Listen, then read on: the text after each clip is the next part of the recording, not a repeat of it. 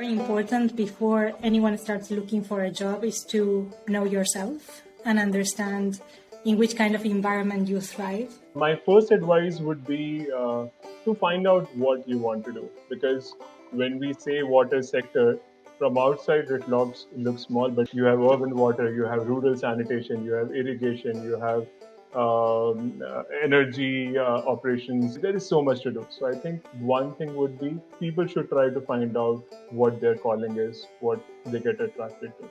And once they have the calling, read and research more about it. Connect and converse. So, but by that I mean connect with people that are in your field, on LinkedIn or on whatever platforms that are available to you, but also join the conversation. I think it helps to know what people are talking about in your sector. So, even listening to podcasts like this helps you know what are people doing, what are the kind of roles that exist.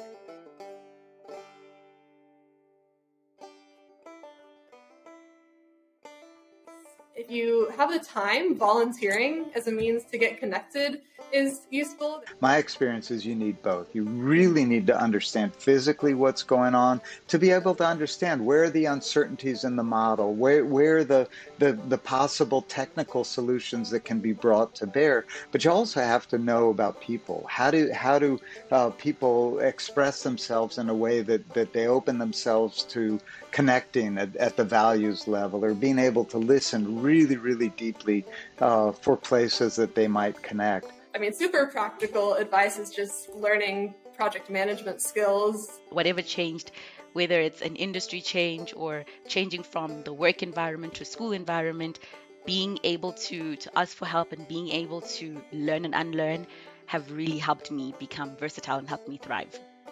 He just said one thing: do not ever refrain from doing an investment on education in terms of time and money. It will always pay back.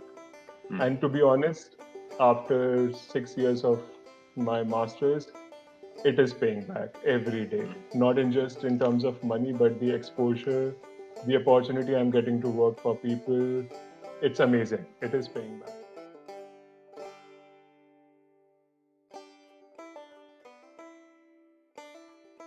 Someone, and I think he was actually a headhunter, said, when you're applying for a job, that's not the time to be modest and self-effacing. And many of us tend to be modest and don't want to, speak too much about ourselves. But this person said, you can be that way, but in a job interview, your job, in fact, is to put forward your strengths and what you can bring to the position with as much frankness and honesty and clarity as possible.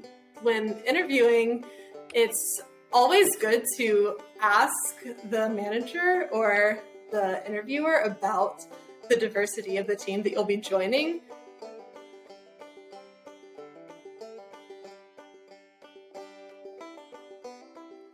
Going out of your way to make introductions and connections between either like-minded young professionals or connecting young professionals with other more experienced people in the industry. To be able to connect better to young professionals and give meaningful advice, they need to do it from considering young people actually as valuable as not a blank page, right? I mean, each young professional comes from a different background with experiences that shape the skills that they have and the contribution they can make, regardless of how much theoretical knowledge and practical knowledge they have, and as part of their career in the water sector.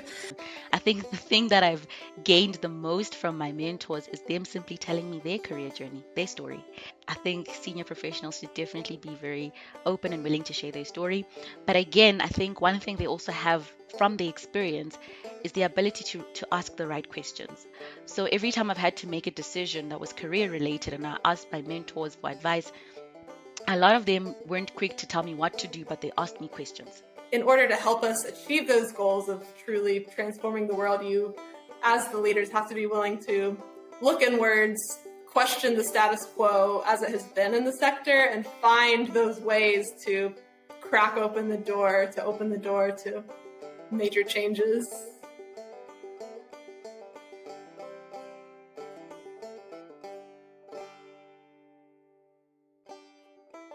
One would be to have a general plan, but to be really flexible in responding to opportunities. Always to follow an ethical path. You stick to the first obligation that you commit to, right? So I know there are sometimes temptations to, I accepted this, but oh my gosh, a better opportunity has come along. So to blow off the first one in favor of the second one, and just not to do that.